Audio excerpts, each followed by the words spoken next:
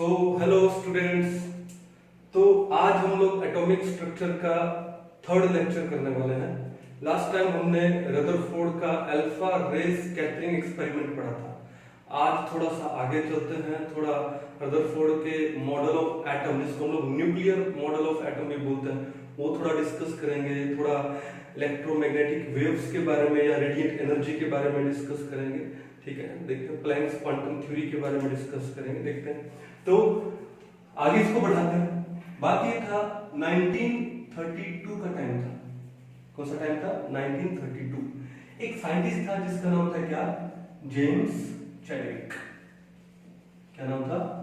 James Chadwick. अब James Chadwick ने discovery किया किसका? न्यूट्रॉन का। किसका डिस्कवरी किया? न्यूट्रॉन का। तो मैं यहां लिख देता हूं डिस्कवरी ऑफ न्यूट्रॉन। पहले तो एक इंपॉर्टेंट बात बता दूं कि न्यूट्रॉन का जो डिस्कवरी हुआ वो बहुत लेट हुआ। इलेक्ट्रॉन और प्रोटॉन के कंपैरेटिवली बहुत लेट हुआ। उसका एक रीजन ये था कि न्यूट्रॉन क्या होता है, वो न्यूट्रल था। अब न्यूट्रल जो होते हैं they were not deflected by electric and magnetic field. अगर डिफ्लेक्ट होंगे ही नहीं, कुछ पार्टिकल ऐसे जो इलेक्ट्रिक और मैग्नेटिक फील्ड के टुवर्ड्स डिफ्लेक्ट होंगे ही नहीं, तो फिर उनके बारे में कैसे पता लगेगा? तो इसलिए न्यूट्रॉन का जो डिस्कवरी हुआ बहुत लेट हुआ। कैसे हुआ? इन 1932 James Chadwick what did he do?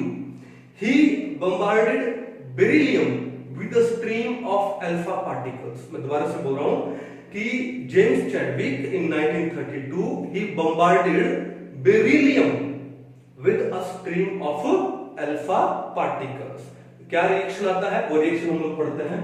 ठीक है, अब देखो बेरिलियम एटॉमिक नंबर 4 और mass number 9। Okay, alpha particles क्या होते हैं? हीलियम का न्यूक्लियस। ठीक है, तो ये लोग He है, हीलियम का न्यूक्लियस है, यानी नंबर ऑफ प्रोटॉन कितने होंगे? 2 होंगे। मास नंबर कितना होगा? 4 होगा। ओके, तो इसको हम लोग क्या बोलते हैं? इसको हम लोग बोलते हैं alpha particle which is the nucleus of helium. तो जेम्स चैडविक ने बेरिलियम को बम्बार्ड किया with stream of alpha particles. तो हुआ क्या? बना क्या? कार्बन। कैसे? ये 4 क्या है? Atomic number. ये 2 क्या है? Atomic number. These are the number of proton. 4 + 2 कितना हुआ? 6 हुआ। 9 + 4 कितना हुआ? 13। तो एटॉमिक मास 13 होना चाहिए था, लेकिन मिला कितना? 12। एक कम मिला, और वो जो कम मिला उसको हम लोग क्या लिखते हैं? N1। और यहां पे क्या लगाते हैं? 0। क्यों? 4 + 2 6 हो गया, तो नंबर ऑफ प्रोटॉन तो बचे ही नहीं। ठीक है, लेकिन 9 + 4 13 हुआ, यहां पे सिर्फ 12 आया, तो एक बचा, वो 1। तो इसका मतलब क्या है कि ये जो पार्टिकल बना, ठीक है, हम इनको बोलते हैं कि some penetrating waves, some penetrating particles were produced which were not deflected by electric field as well as a magnetic field. When James Chadwick in 1932 he bombarded beryllium with a stream of alpha particles, then some penetrating particles were produced which were not deflected by electric field as well as a magnetic field. Chadwick named those penetrating particles as a neutrons. उसने उसका क्या नाम दिया? Neutron का नाम दिया। ठीक है, न्यूट्रॉन है, चार्ज कुछ नहीं है। देखो नंबर ऑफ प्रोटॉन है तो कुछ चार्ज है नहीं, तो neutron is a chargeless particle. It is a chargeless particle, लेकिन इसका मास है। सो मास कितना मिला न्यूट्रॉन का? So the mass of neutron was found to be 1.675 into 10⁻⁻24 gram, which is very close to the mass of proton. Proton का mass क्या था? Mass of proton कितना था? लास्ट क्लास में आपको बताया था 1.672 into 10⁻⁻24 ग्राम। तो इसका मतलब न्यूट्रॉन और प्रोटॉन का मास अप्रोक्सीमेटली इक्वल होता है, और ये which is equal to 1 AMU, 1 atomic mass unit. ठीक है, ओके, That's why अब ये न्यूट्रॉन कहाँ होता है? न्यूक्लियस में होता है। तो that's why मतलब दोनों का, प्रोटॉन का न्यूट्रॉन का मास इक्वल है, then we consider mass of an atom is the mass of nucleus। क्यों? क्योंकि न्यूक्लियस में क्या होता है? प्रोटॉन प्लस में न्यूट्रॉन होता है।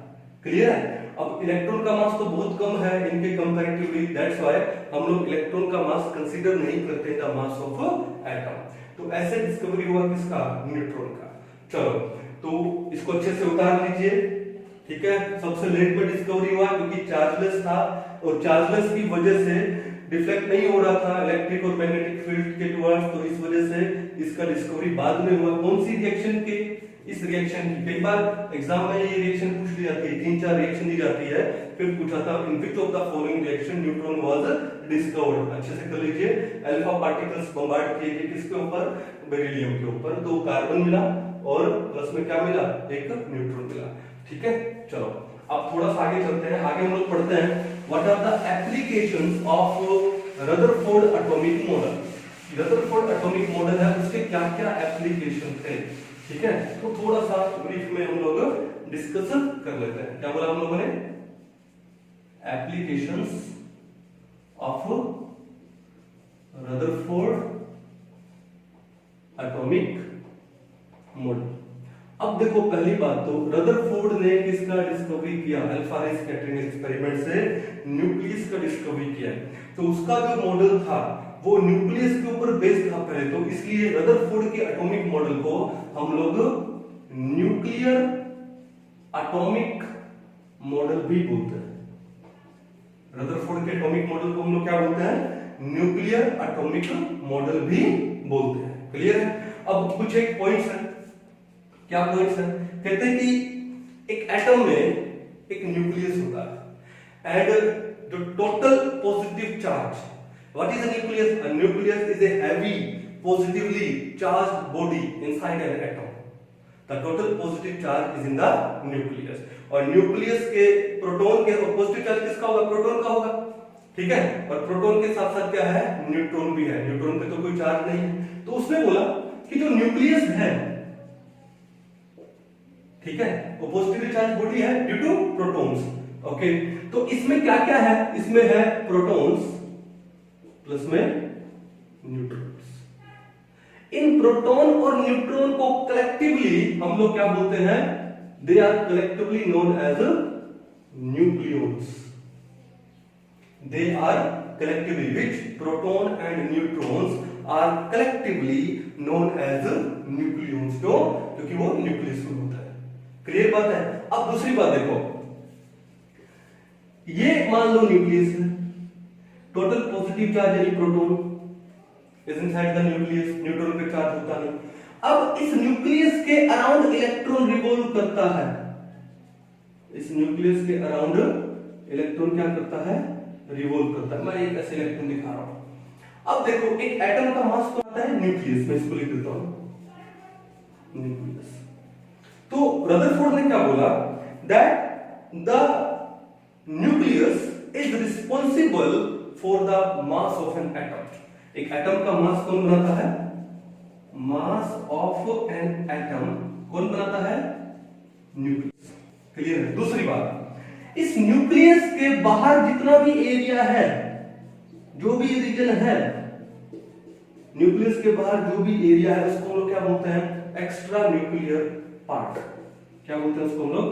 एक्स्ट्रा न्यूक्लियर पार्ट या एक्स्ट्रा न्यूक्लियर रीजन बोलते हैं। Extra nuclear region.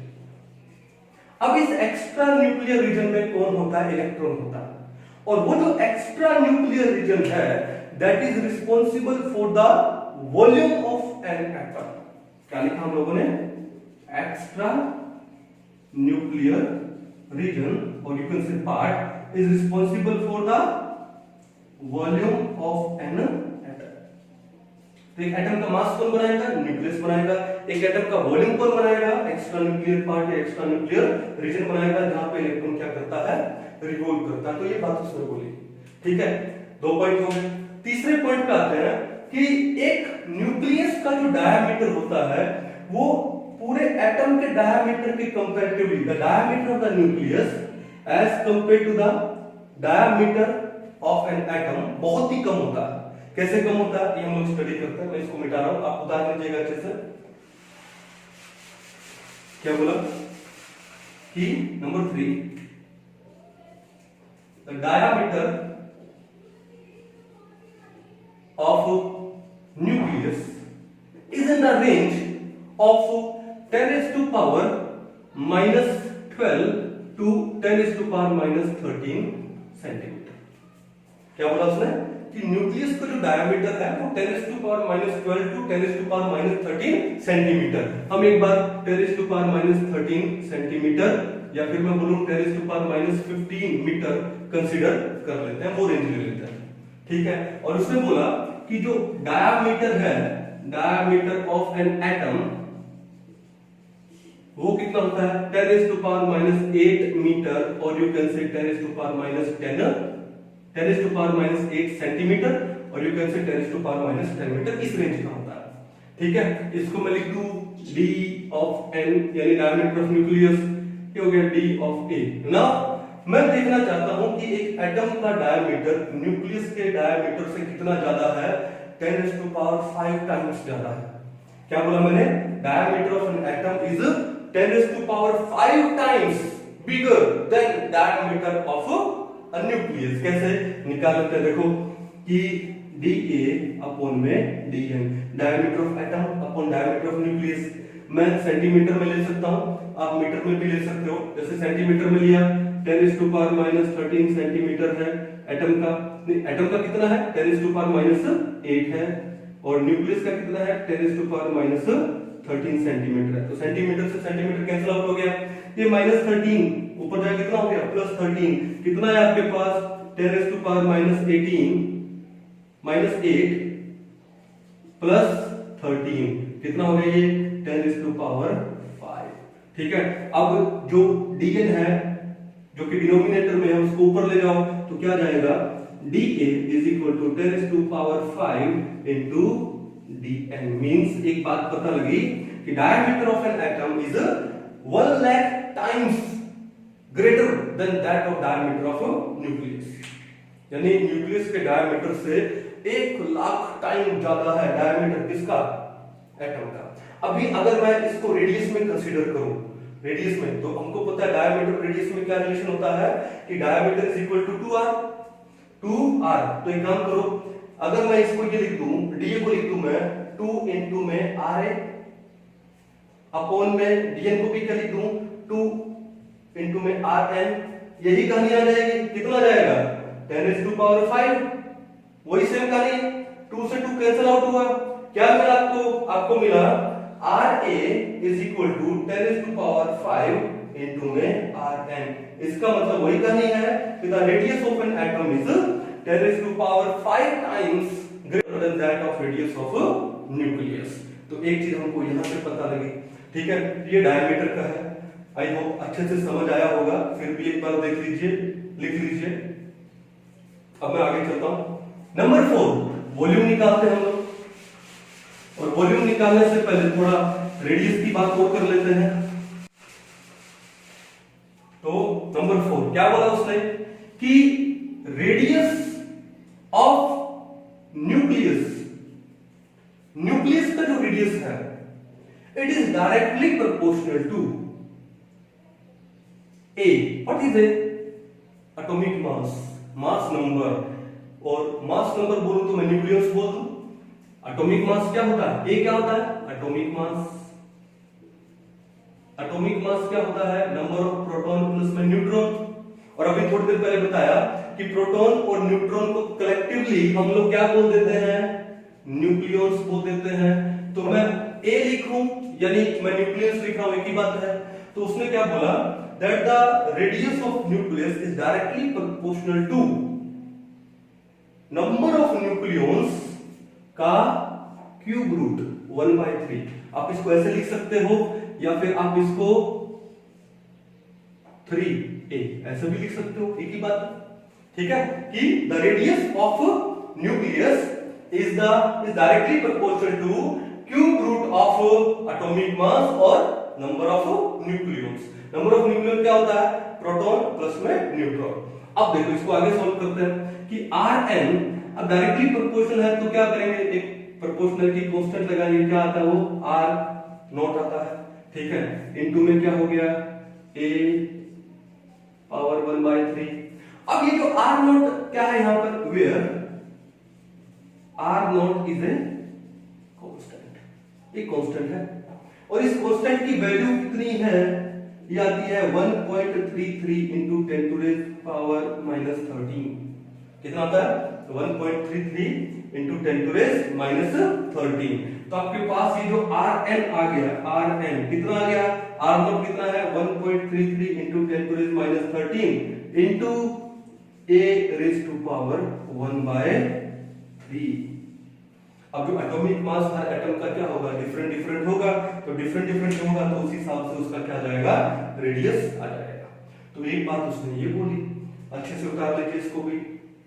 चलो अब नंबर 5 पे आ जाते हैं, किसके ऊपर, वॉल्यूम के ऊपर आ जाते हैं कि वॉल्यूम के बारे में क्या बोला, कंपेयर करें अगर हम लोग वॉल्यूम कंपेयर करें किसका, एक एटम का और न्यूक्लियस का, तो एक एटम का वॉल्यूम एक न्यूक्लियस के वॉल्यूम का 10 raised to power 15 times ज्यादा होता है।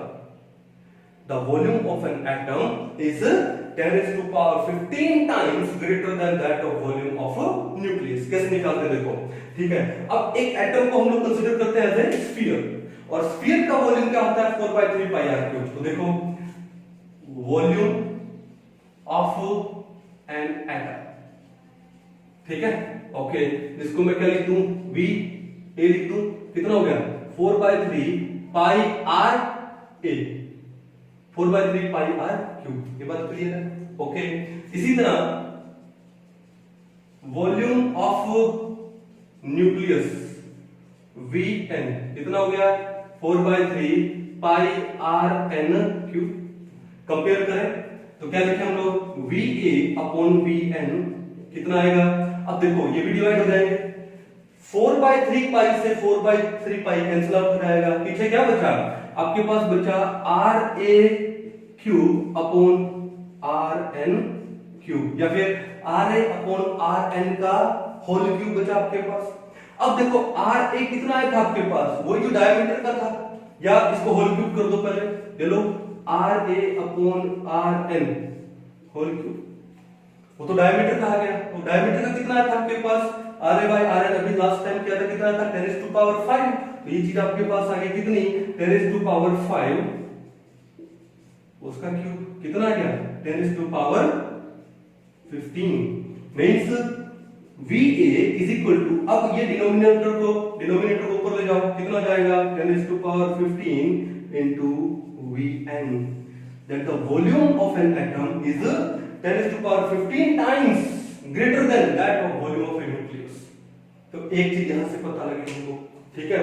तो इसको भी आप अच्छे से उतार लीजिए, ठीक है। उसके बाद थोड़ा सा आगे चलते हैं, ठीक है। तो क्या था कि एक बात उसने बोली कि जो इलेक्ट्रॉन्स हैं वो रिवॉल्व करते हैं अराउंड न्यूक्लियस। क्या रिवॉल्व करते हैं, उसके मॉडल में क्या था, that electrons they revolve around the nucleus, okay. अब एक सर्कुलर पाथ में रिवॉल्व करते हैं और दो टाइप की फोर्स काम करती है, कौन सी, एक सेंट्रीपिटल और एक सेंट्रीफ्यूगल, ठीक है। जो सेंट्रीफ्यूगल फोर्स है उसको ओवरकम कौन करता है, सेंट्रीपिटल फोर्स करती है, फोर्स ऑफ अट्रैक्शन करती है, ठीक है ना। तो उसने ये बात बताया और उसने बोला कि this atomic model is like our solar system, if we consider sun as nucleus and all the planets as electrons, so the planets, just like planets are revolving around the nucleus sun, similarly electrons are revolving around the nucleus। तो उसने बोला कि ये जो model है atom का is just like our solar system. तो ये कुछ एक उसने पॉइंट्स दिए, किसने, रदरफोर्ड ने, ठीक है। अब पॉइंट्स दिए तो उसमें कुछ एक बातें आई, आगे साइंटिस्ट लोगों ने कुछ बातें निकाली, उससे इस मॉडल के कुछ एक ड्रॉबैक्स भी आए। अब वो ड्रॉबैक्स क्या है वो हम लोग डिस्कस करने वाले हैं, ठीक है। चलो तो अभी हम लोग क्या डिस्कस करने वाले हैं, drawbacks of Rutherford nuclear atomic model. क्या लिखा हमने, drawbacks of Rutherford's nuclear atomic model. क्या ड्रॉबैक्स है, नंबर 1, एक साइंटिस्ट भाई साहब आए जिनका नाम था मैक्सवेल। मैक्सवेल ने क्या बोला, किसने, मैक्सवेल ने एक चीज बोला कि कोई भी चार्ज पार्टिकल है अगर वो अंडर एक्सलरेशन है, then while revolving it will lose energy in the form of electromagnetic radiations. क्या बोला कि any charge particle under acceleration will lose energy in the form of EM radiation यानी electromagnetic radiation. Since as an electron is a charged particle and it is revolving around the nucleus, so while revolving electron will also lose its energy. तो ये देखो कि ये nucleus ले लिया हम लोगों ने, ठीक है। अब कह रहे हैं कि इलेक्ट्रॉन है इसके अराउंड रिवॉल्व करते करते धीरे धीरे एनर्जी लूज करेगा। फिर भाई साहब ने एक बात ये भी बोली कि जब वो एनर्जी लूज करेगा तो उसका जो पाथ है स्पाइरल पाथ छोटा हो जाएगा। कैसे? कुछ ऐसे हो जाएगा, क्योंकि एनर्जी लूज कर दी, अब वो पाथ क्या हो गया? छोटा हो जाएगा। And a time will come electron will fall inside the nucleus. And अगर इलेक्ट्रॉन न्यूक्लियस में चला गया तो न्यूक्लियस पॉजिटिव इलेक्ट्रॉन नेगेटिव दोनों अपोजिट चार्ज है, बॉम्बार्ड, तो एटम ही खत्म हो जाएगा। एटम, अब मैं मानता हूं आज universe is made up of atoms और एटम से बना है, और ये कितने टाइम में होगा? ये टाइम में होगा in 10⁻³ सेकंड्स। जितनी देर में हम हमारी पलकें झपकाएंगे उससे तो बहुत पहले ही तो ये कहानी खत्म हो चुकी होगी। एटम बम्बार्ड, ये तो बम्बार्ड हो जाएगा, एटम खत्म, यानी एटम एग्जिस्ट ही नहीं करेगा। अब दो बातें हैं कि अगर एटम एग्जिस्ट नहीं करेगा तो हम भी एग्जिस्ट नहीं करने वाले, यूनिवर्स एग्जिस्ट नहीं करने वाला, बट यूनिवर्स तो एग्जिस्ट कर रहा है। अब इसमें या तो यूनिवर्स झूठ बोल रहा है या फिर हमारे रदरफोर्ड भाई साहब झूठ बोल रहे हैं, लेकिन यूनिवर्स एग्जिस्ट कर रहा है, इसका मतलब कौन झूठ बोल रहा है? रदरफोर्ड भाई साहब। तो इसका मतलब एक तो बात ये आ गई, ठीक है।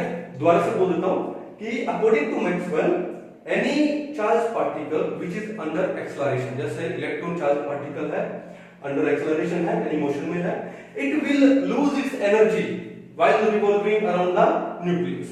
ओके, तो when it will lose its energy, उसका जो पाथ है वो धीरे धीरे क्या हो जाएगा? छोटा हो जाएगा। And a time will come, कितना time? In just only 10⁻³ second a time will come an electron will fall inside the nucleus, और जैसे ही वो न्यूक्लियस में जाएगा वो बम्बार्ड हो जाएगा, ब्लास्ट, खत्म कहानी। बट ऐसा तो नहीं हो रहा है, क्यों? यूनिवर्स तो एग्जिस्ट कर रहा है, एटम भी एग्जिस्ट कर रहा है। तो इसका मतलब ये पहला पॉइंट तो उन्होंने दिया, ये ड्रॉबैक हो गया, रदरफोर्ड का मेजर ड्रॉबैक हो गया। दूसरा कि Rutherford nuclear atomic model does not explain the stability of the atom. Atom का स्टेबिलिटी में तो ये आ गया। दूसरे में क्या आता है कि स्पेक्ट्रम के बारे में नहीं बताता। देखो, अगर ये एनर्जी लूज कर रहा है और वो एनर्जी लूज कर रहा है क्या? कंटिन्यूअसली, तो जो स्पेक्ट्रम बनना चाहिए, अभी स्पेक्ट्रम क्या चीज होती है हम आने वाले लेक्चर में डिस्कस करेंगे। एक बार आप समझिए कि इलेक्ट्रॉन अगर अपनी एनर्जी कंटिन्यूअसली लूज कर रहा है तो उसका जो स्पेक्ट्रम बनना चाहिए वो भी क्या बनना चाहिए? कंटिन्यूअस बनना चाहिए। बट इसका स्पेक्ट्रम तो कंटिन्यूअस नहीं आता, इसका स्पेक्ट्रम आता है किसका? डार्क फाइन लाइंस का आता है, डार्क फाइन लाइंस का आता है, और वो कंटिन्यूअस नहीं है, वो डिसकंटिन्यूअस है। इसका मतलब क्या है? दूसरा पॉइंट फिर आ गया। दूसरा पॉइंट फिर से बता दूं कि as electron is revolving around the nucleus and it is losing its energy continuously, then our spectrum form should be continuous. But instead of continuous spectrum, we get some fine lines which are discontinuous. It means this is one of the major drawbacks also again of Rutherford nuclear atomic model. तो एक ये भी drawback आया। तो मैंने आपको दो point बताए हैं, ठीक है। अच्छे से इसको स्टडी कर लीजिएगा। एक बार में नहीं समझ आया दोबारा से वीडियो चला के देखिएगा, अच्छे से समझ आएगा आपको।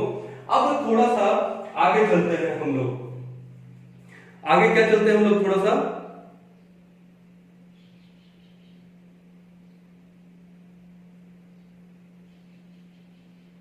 अब यहां पर एक बात उठी है हमारी, क्या बात होती है? इलेक्ट्रोमैग्नेटिक वेव्स की बात होती है, ठीक है। ओके, तो इलेक्ट्रोमैग्नेटिक वेव्स के बारे में थोड़ा सा हम लोग पढ़ते हैं कि ये क्या चीज है, कैसी चीज है।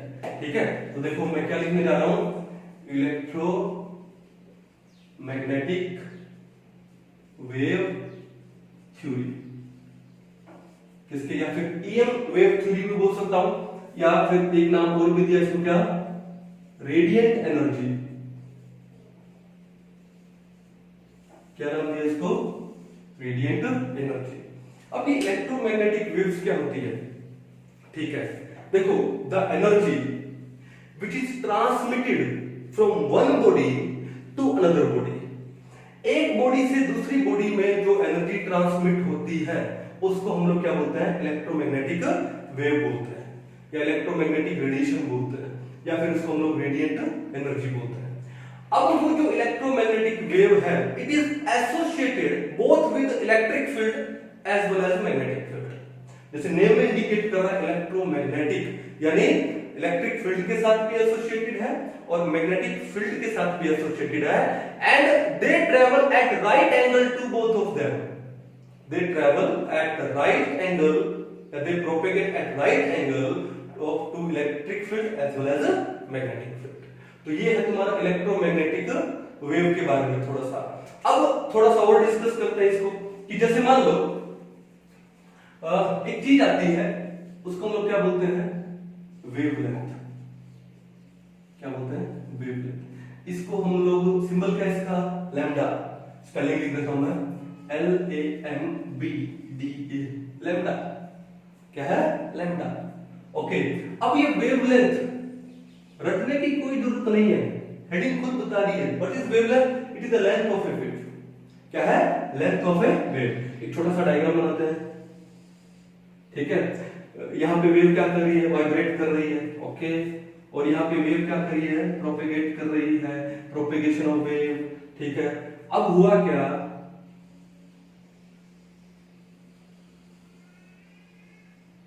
ओके, हमने एक वेव बनाया, ठीक है।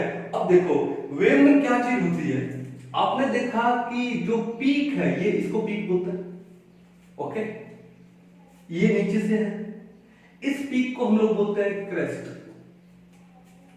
The top of this peak, peak को क्या बोलते हैं, क्रेस्ट बोलते हैं, और इसको हम लोग क्या बोलते हैं, ट्रफ बोलते हैं। नीचे की साइड का जो पीक है वो है ट्रफ है, और ऊपर की साइड का जो पीक है उसको हम लोग क्या बोलते हैं, क्रेस्ट बोलते हैं, ठीक है। ओके, तो ये भी क्या हुआ तुम्हारा, क्रेस्ट हुआ, और आगे नीचे और बना देते हैं, ये लो, ये क्या हुआ, ये ट्रफ हुआ, TROUGH, ठीक है।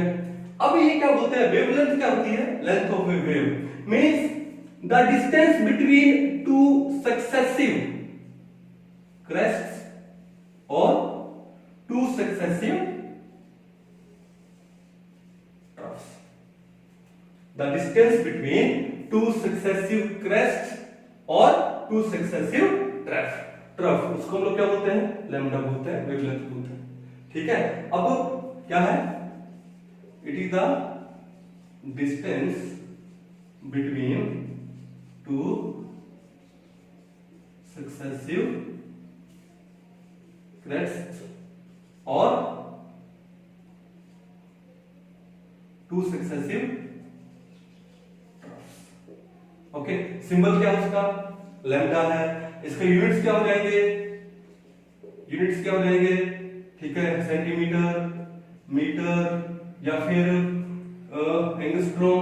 एंगस्ट्रॉम कितना होता है मैं बता देता हूं, 1 angstrom is equal to 10⁻⁻10 metre, या फिर 10⁻⁸ सेंटीमीटर। ओके, नैनोमीटर में हो सकते हैं, नैनोमीटर कितना होता है, 1 नैनोमीटर 10⁹ मीटर हो सकता है, या फिर 10⁻⁷ सेंटीमीटर हो सकता है, ठीक है। पिकोमीटर हो सकता है, पिको कितना होता है, 1 pm is equal to 10⁻12 metre, और यू कैन से 10⁻10 सेंटीमीटर। तो पिकोमीटर में ले सकते हो, नैनोमीटर में भी हो सकता है, एंगस्ट्रॉम में, मोस्टली एंगस्ट्रॉम में आता है, फिर मीटर में भी, सेंटीमीटर में भी हम लोग ले सकते हैं वेवलेंथ। अब वेवलेंथ के बाद दूसरा हम लोग पॉइंट डिस्कस करने जा रहे हैं, कौन सा है, फ्रीक्वेंसी। ठीक है, दूसरा पॉइंट नीचे लिख देता हूं यहां पे, ये लो क्या है, फ्रीक्वेंसी। फ्रीक्वेंसी का जो सिंबल है वो है क्या, ये देखो ध्यान से, कर्वी वी बनाना, इसको हम लोग बोलते क्या है, न्यू। क्या बोलते हैं, NU, न्यू। क्या बोलते हैं फ्रीक्वेंसी को, न्यू। ठीक है, अभी फ्रीक्वेंसी क्या होती है, frequency is the number of waves passing through a point, उसे हम लोग क्या बोलते हैं, फ्रीक्वेंसी बोलते हैं।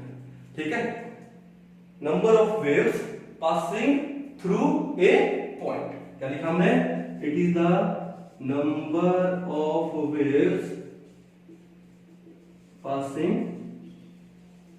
थ्रू ए पॉइंट, उसे हम लोग क्या बोलते हैं, फ्रीक्वेंसी। कैसे लिखते हैं इसको, न्यू से। ठीक है, ओके। तो अब ये जो न्यू है वो इनवर्सली प्रोपोर्शनल होता है किसके, वेव लेंथ के।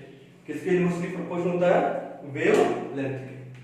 ठीक है, तो nu is inversely proportional to lambda. अब देखो यहां पर इस इनवर्सली प्रोपोर्शनल को हटाएंगे तो हम लोग एक प्रोपोर्शनलिटी कांस्टेंट लगाएंगे। क्या लगाएंगे, न्यू इज इक्वल टू, एक कांस्टेंट आएगा, उस कांस्टेंट को हम लोग क्या लिखते हैं, सी। क्या लिखते हैं, सी। ओके, इनटू में 1 अपॉन लैम्डा, या मैं लिख दूं डायरेक्ट सी अपॉन लैम्डा। तो न्यू किसके इक्वल आता है आपका, सी अपॉन लैम्डा। न्यू किसके इक्वल आता है, सी upon lambda.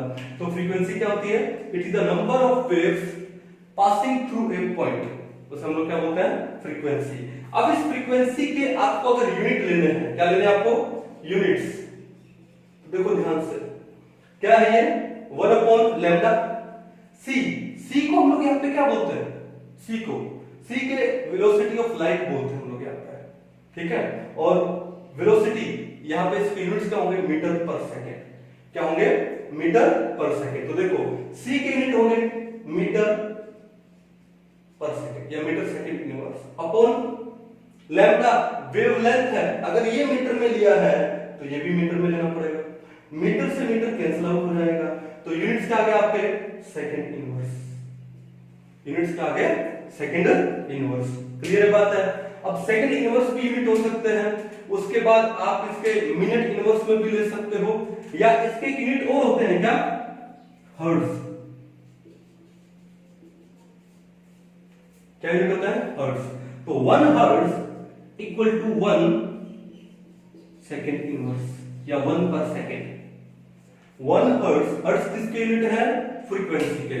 1 hertz is equal to 1 per second या 1 सेकेंड इनवर्स। Got it. तो हमने क्या क्या डिस्कस किया है, अभी वेवलेंथ डिस्कस किया हमने, आगे फ्रीक्वेंसी डिस्कस किया है। आप एक बार इसको अच्छे से उतार लीजिए।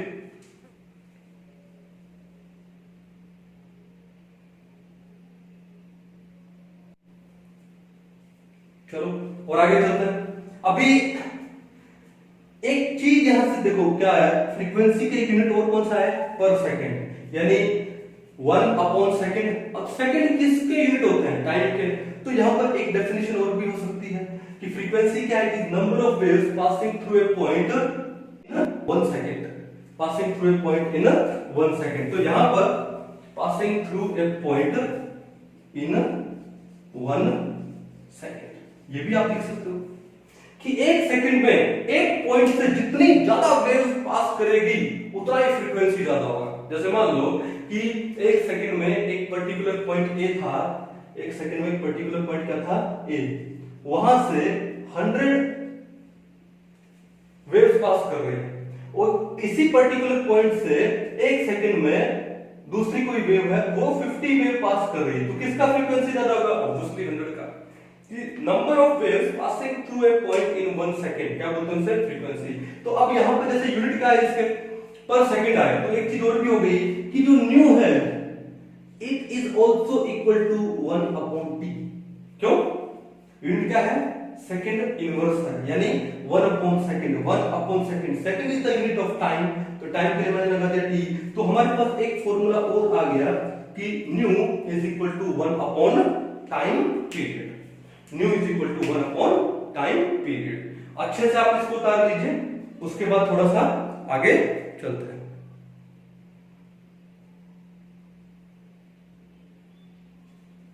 चलिए मैं इसको मिटाने जा रहा हूं।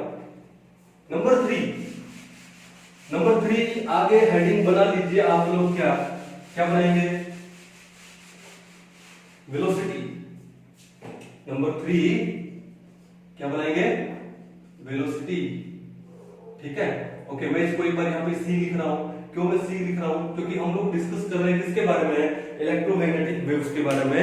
And the velocity of electromagnetic waves is approximately equal to that of speed of light. अब लाइट का स्पीड कितना होता है सर? 3 × 10⁸ मीटर पर सेकेंड, या फिर मैं बोल दूं 3 × 10⁵ किलोमीटर पर सेकेंड।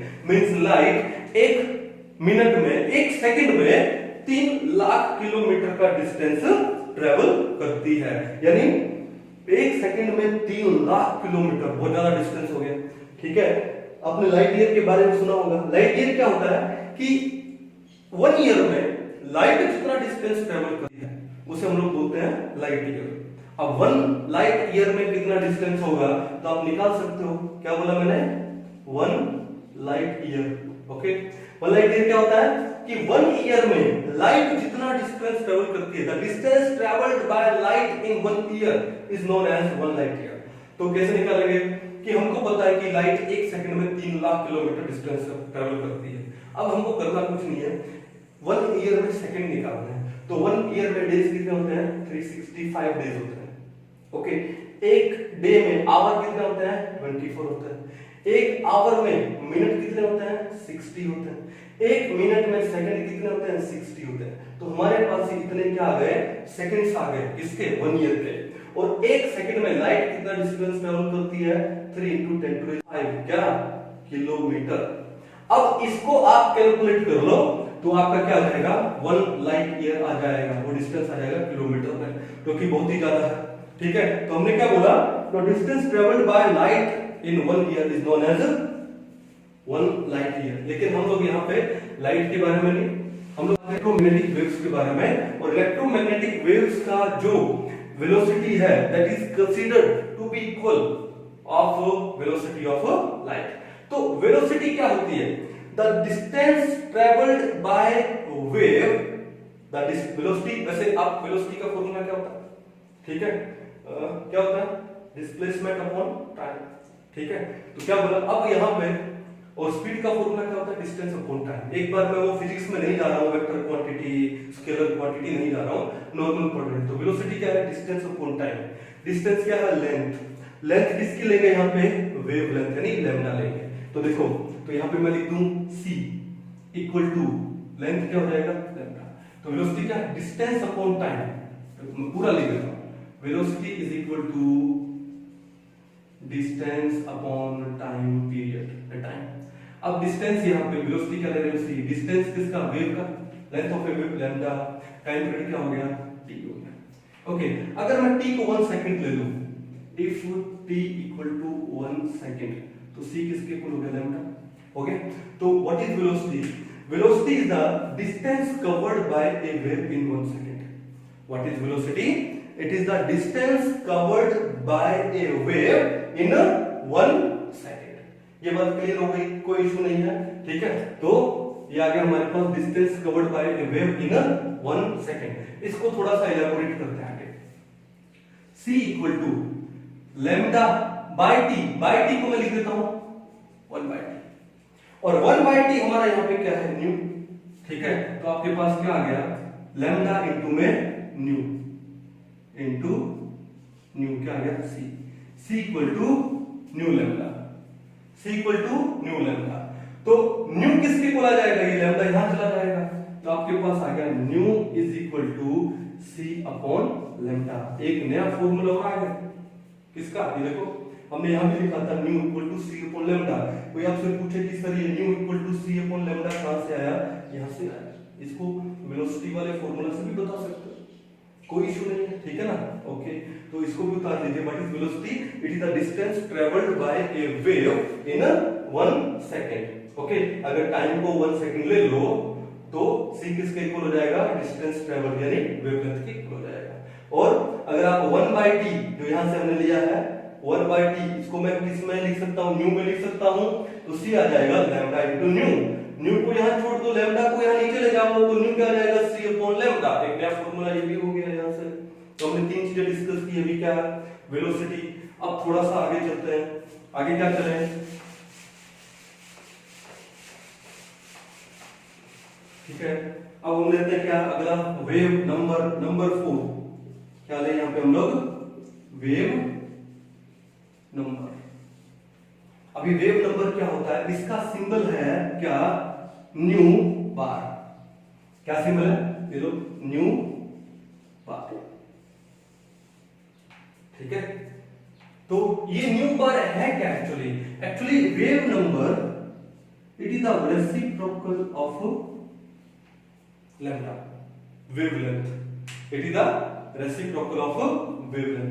तो अब मैं बोलूं कि इफ, देखो, if lambda equal to 1 centimetre, if lambda equal to 1 centimetre, then nu bar कितना जाएगा, 1/1 यानी 1 आ जाएगा। न्यू बार क्या है, वेव नंबर यानी नंबर ऑफ वेव्स कितना आ गया, 1 आ गया। तो what is wave number, definition क्या हुई, रटने की जरूरत नहीं है, बना लो। क्या हुई, it is the number of waves in 1 centimetre. क्या है, it is the number of waves in 1 centimetre. क्या बोलते हैं उसको हम लोग, वेव नंबर बोलते हैं। It is the number of waves in 1 centimetre, ठीक है। ये आपका हो गया वेव नंबर का, क्लियर बात है। अब इस वेव नंबर से हम थोड़ा आगे और भी कुछ कर सकते हैं। कैसे, हमने ऊपर क्या लिखा था, nu equal to c upon lambda लिखा था। तो देखो इसको यहां पे लिखा है, न्यू इज इक्वल टू, हमने क्या लिखा था, c upon lambda, right. Okay, अब देखो इसको लिख सकता हूं c इंटू 1 अपॉन लैम्डा, लिख सकता हूं। और 1 अपॉन लैम्डा किसके इक्वल है, न्यू बार। तो मैं लिख दूं nu is equal to c into में न्यू बार। अब न्यू बार को यहां ले, तो nu upon nu bar is equal to c। ये भी बहुत अच्छा क्वेश्चन बन सकता है। The ratio of frequency and wave number is equal to c, which is velocity of light, ठीक है। अगर कोई आपको फ्रीक्वेंसी दे तो आप न्यू बार आसानी से निकाल सकते हो। क्यों, न्यू दे दिया, c आप जानते हो 3 × 10⁸ मीटर पर सेकंड होता है, न्यू बार आसानी से निकाल सकते हो। न्यू बार दे तो न्यू आसानी से निकाल सकते हो, बड़ा इजी कॉन्सेप्ट है। तो ये कुछ एक डेफिनेशन हम लोगों ने पढ़ी है इलेक्ट्रोमैग्नेटिक वेव्स के बारे में या रेडिएंट एनर्जी के बारे में। ये आगे हमारे न्यूमेरिकल्स में बहुत काम आएंगे, ठीक है। ओके, न्यूमेरिकल्स में आपको दूंगा, आप इसको सोल्व कीजिएगा। और कोई अगर न्यूमेरिकल में कुछ प्रॉब्लम आ रही है तो आप डाउट पूछेगा, मैं आपको बता दूं।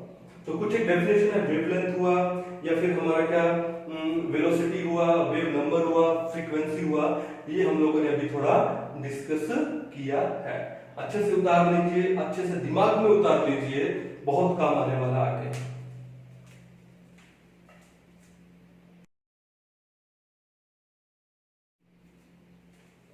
चलो, अब नेक्स्ट डेफिनेशन जो हमारी है वो किसकी है, एम्पलीट्यूड।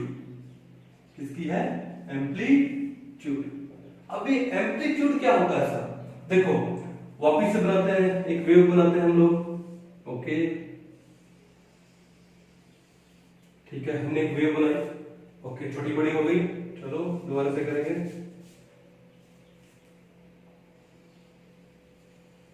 ठीक है, अब देखो ये जो पीक पॉइंट है,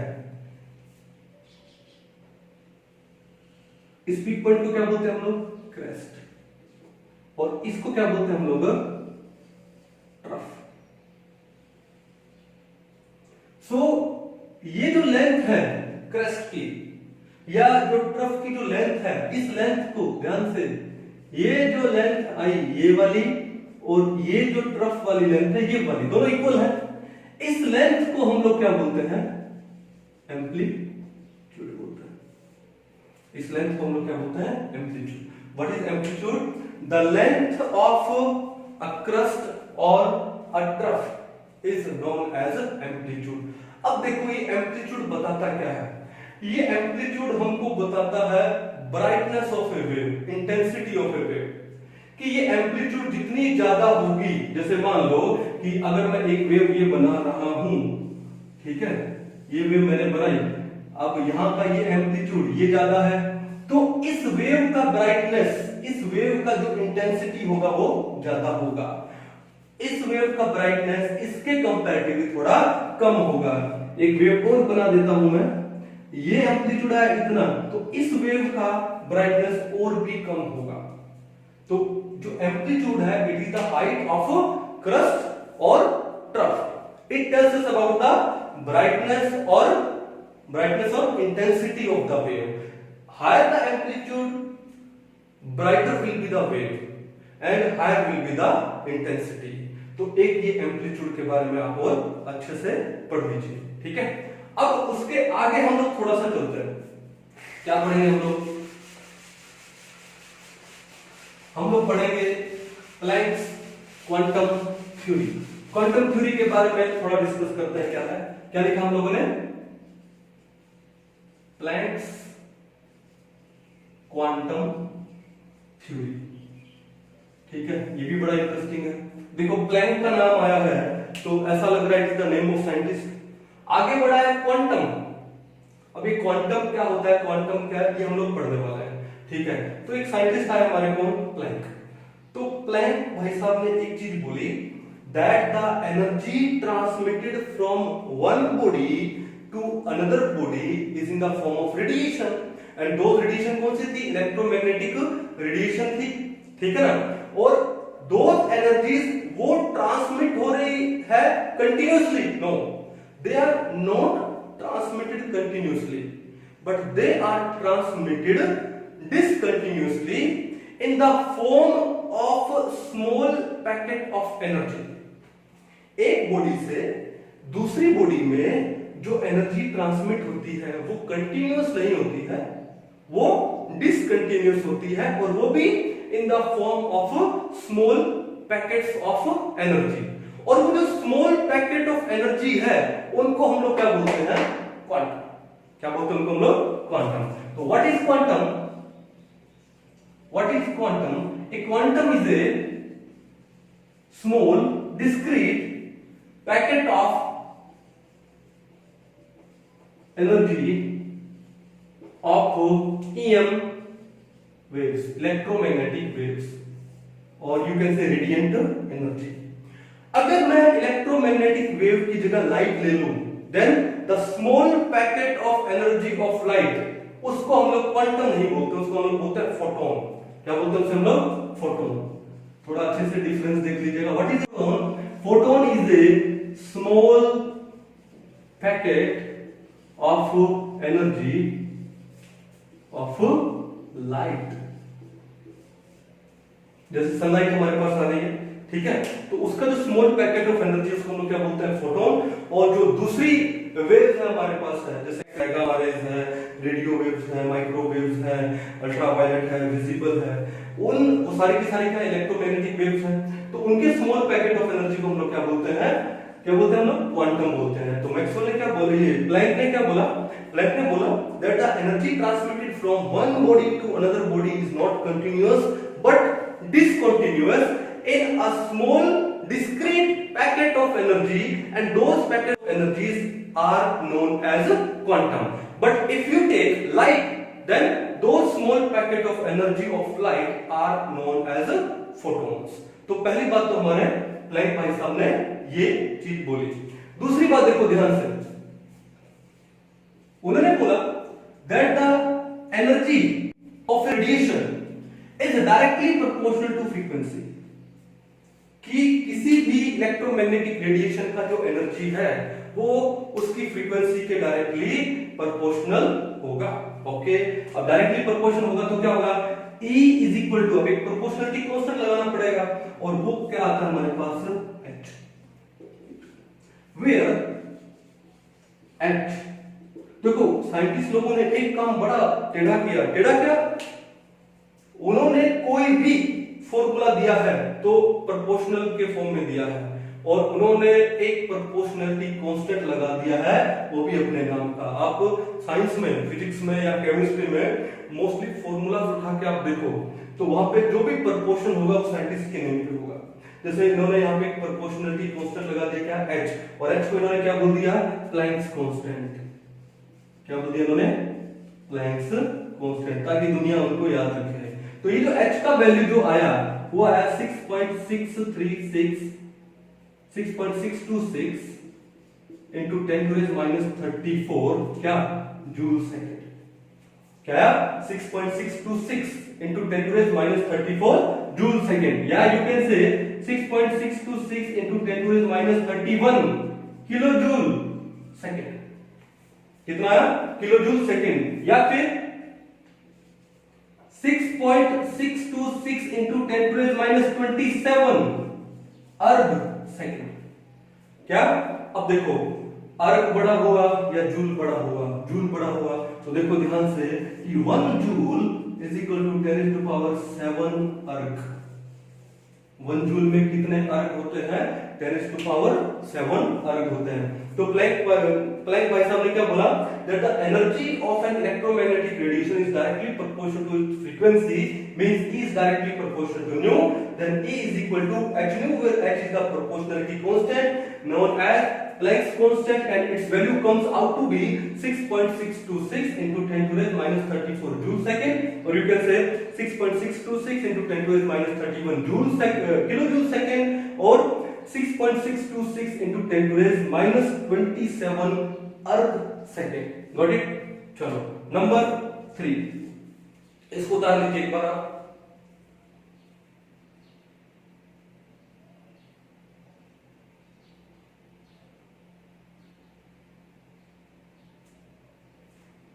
आई होप उतार लिया होगा आप लोगों ने। चलिए नंबर 3 क्या बोला क्वांटम प्लैंक भाई साहब ने, उन्होंने बोला that the total amount of energy transmitted। अब तीसरा पॉइंट कौन सा है, तीसरा पॉइंट प्लैंक भाई साहब ने क्या बोला, उन्होंने बोला that the energy transmitted from one body to another body is in the form of some integral multiple of energy of quantum। भाई एक क्वांटम का इंटीग्रल मल्टीपल में एनर्जी ट्रांसमिट होती है एक बॉडी से दूसरी बॉडी में। क्लियर है। जैसे फॉर्मूला क्या था, E is equal to h nu। अब उन्होंने बोला कि एक बॉडी से दूसरी बॉडी में जो एनर्जी ट्रांसमिट होगी ये h nu क्या है, it is what, it is quantum. तो दूसरी बॉडी में जो ट्रांसफर होगी तो उस क्वांटम का क्या होगी, इंटीग्रल मल्टीपल होगी, where n is an integer which is the number of quantum, which is the number of quantum। मैं आपको एक बढ़िया सा एग्जांपल देता हूं, ठीक है। Suppose one body that is your father और mother, means your parent, and another body is you, okay. और जो एक क्वांटम है, क्वांटम क्या होता है, small packet of energy of electromagnetic radiation या इलेक्ट्रोमैग्नेटिक वेव। वो जो एक क्वांटम को मैं एक कॉइन ले लेता हूं, 1 रुपए का कॉइन, अज्यूम 1 रुपए कॉइन एज अ क्वांटम, ठीक है। अब मान लो आपके पेरेंट ने आपको 10 रुपीस दिए, मींस आपके पेरेंट क्या थे, 1 बॉडी, आप क्या थे, अनदर बॉडी। तो उन्होंने, और 1 रुपए क्या था, क्वांटम था, और आपके पेरेंट ने कितने क्वांटम दिए आपको, 10 टाइम्स दिए। तो क्या था, the energy transmitted from your parent to you is integral multiple, means 10 times of that quantum, means 1 rupee coin। 100 rupees दिए तो 100 times हो जाएगा।